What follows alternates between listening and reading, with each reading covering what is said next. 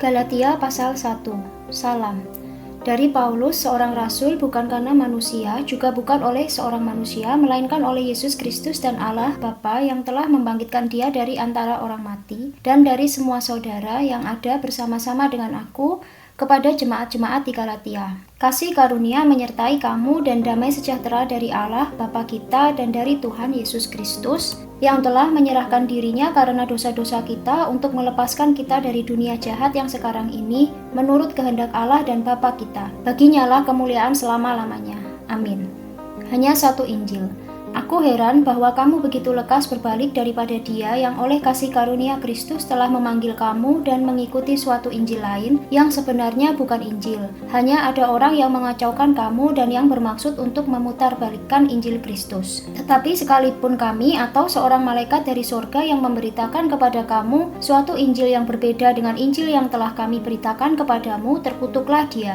Seperti yang telah kami katakan dahulu, sekarang kukatakan sekali lagi. Jikalau ada orang yang memberitakan kepadamu suatu Injil yang berbeda dengan apa yang telah kamu terima, terkutuklah dia. Jadi bagaimana sekarang? Adakah ku cari kesukaan manusia atau kesukaan Allah? Adakah ku coba berkenan kepada manusia? Sekiranya aku masih mau mencoba berkenan kepada manusia, maka aku bukanlah hamba Kristus. Bagaimana Paulus menjadi rasul?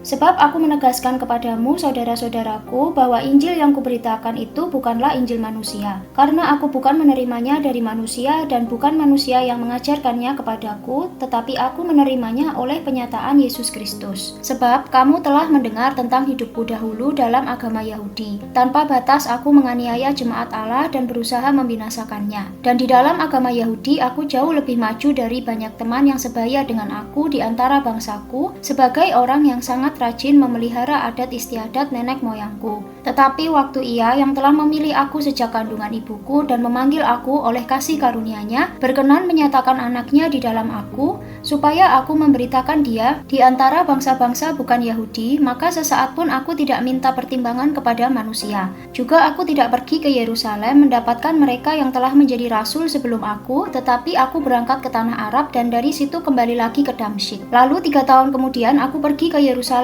untuk mengunjungi Kefas dan aku menumpang 15 hari di rumahnya. Tetapi aku tidak melihat seorang pun dari rasul-rasul yang lain kecuali Yakobus, saudara Tuhan Yesus. Di hadapan Allah kutegaskan, apa yang kutuliskan kepadamu ini benar, aku tidak berdusta. Kemudian aku pergi ke daerah-daerah Syria dan Kilikia. Tetapi rupaku tetap tidak dikenal oleh jemaat-jemaat Kristus di Yudea. Mereka hanya mendengar bahwa Ia yang dahulu menganiaya mereka sekarang memberitakan iman yang pernah hendak dibinasakannya, dan mereka memuliakan Allah karena aku.